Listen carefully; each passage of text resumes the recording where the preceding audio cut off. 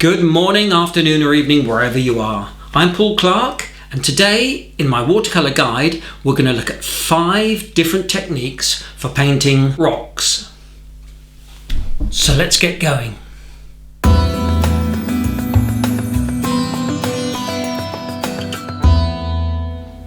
So just before we start, I would like to say a very big thank you to all of you who've liked and subscribed and left comments down below. And one of the reasons why we're doing rocks today is I've had a couple of suggestions from people. It's something that they've struggled with. So please, if you have any ideas or anything that you'd like us to have a look at, please put it down in the comments and we'll give it a go. First of all, let's look at a simple tonal drawing. When drawing rocks, I like to keep the bottoms fairly flat. Then I look for the contrast by giving a shadow to the rock above at the bottom to highlight the rock below. So let's draw another rock here and put the shadow along the bottom, which helps to form the shape. Always think about the direction of light coming from here, from the right, and forming a shadow on the opposite side and below. Then we can add just a few little dots and dashes to help give this a bit of texture.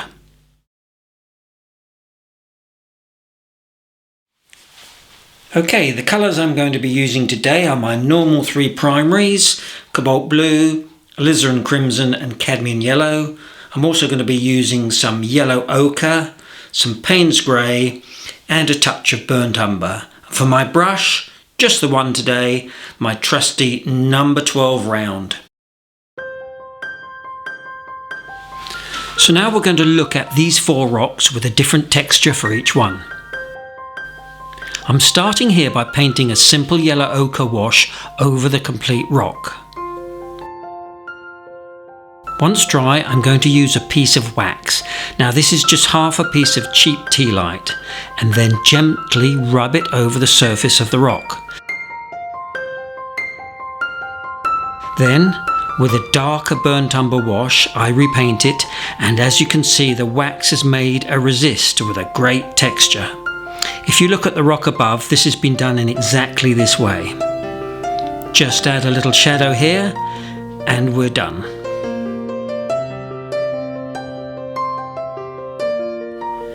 This rock I'm painting grey, but you can make it any colour you like. Then I'm dropping in a few darker tones here and there.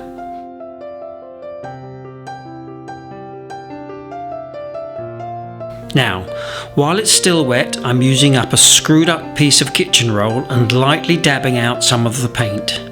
Fabulous granite effect.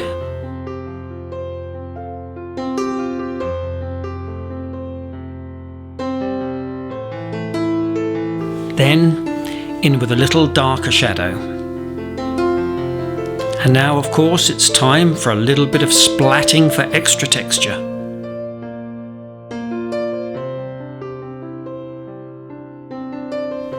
Now for a smooth rock. Same thing, paint in with a nice wet wash and drop in some darker tones.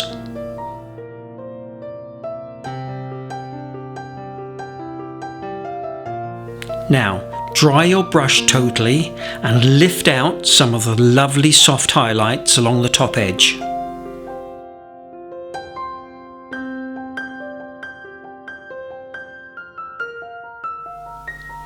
Add more shadow again. Done.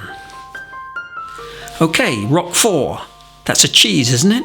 Anyway, yellow ochre again and drop in a few warmer colours wet in wet.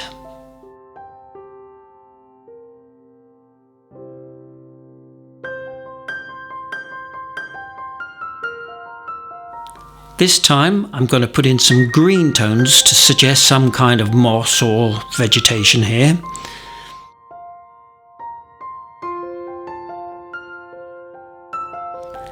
And then a much darker tone underneath.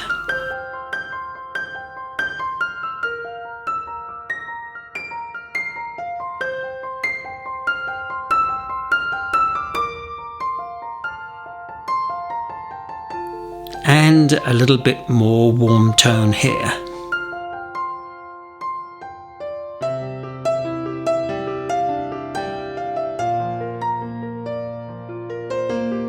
Okay, with a little bit of table salt, lightly sprinkle into the area before it has chance to dry.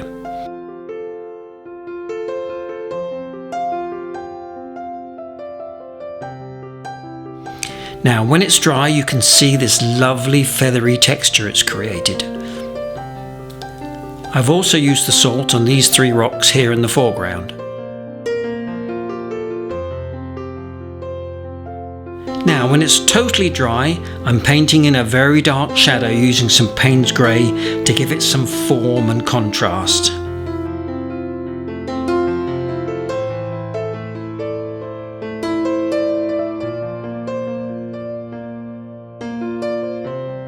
And just can't resist it, a little bit more splattering here in the foreground.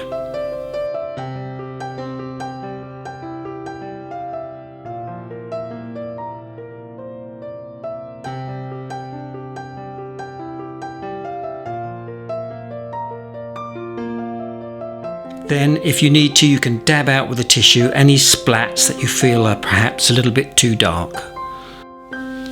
And finally, the magic scalpel to scratch out a few white textures here and there, like some lichen or whatever.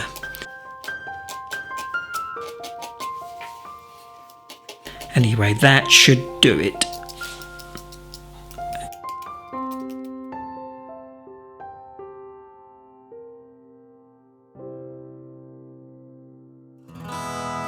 For rock number 5, I'm going to be using a plastic card. This one is an old AA membership card.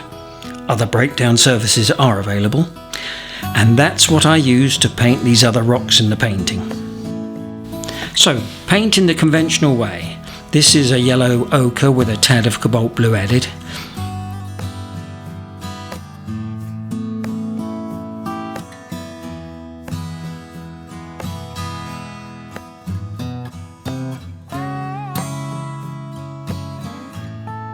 Then drop in a few blue and grey tones.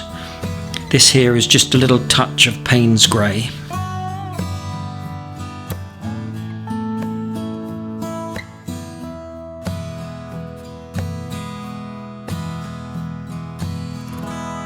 Now, with your card, pull away into the wet wash, pulling the paint away to create some random highlights. You can also score into the paper with the corner of the card to create these darker lines. It's all a bit hit and miss and definitely needs a bit of practice first, but it can be very effective when you get it right.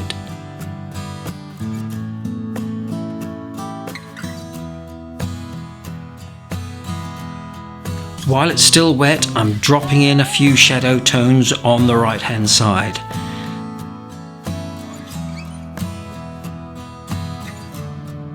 And then back in again with the card just to get a little bit more detail.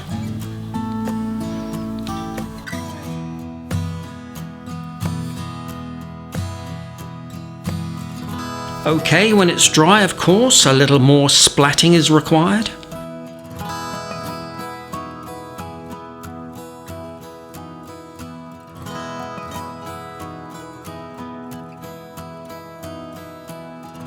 Finally, I'm knocking back the high contrast of the light areas by simply painting in a very watery yellow ochre wash.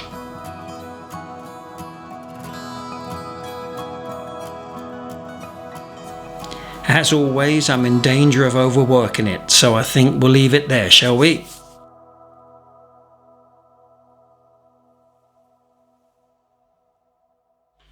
Okay, I really hope you found that useful. Coming up now are a few paintings that I've done with rocks in them using all the techniques that we've learnt today.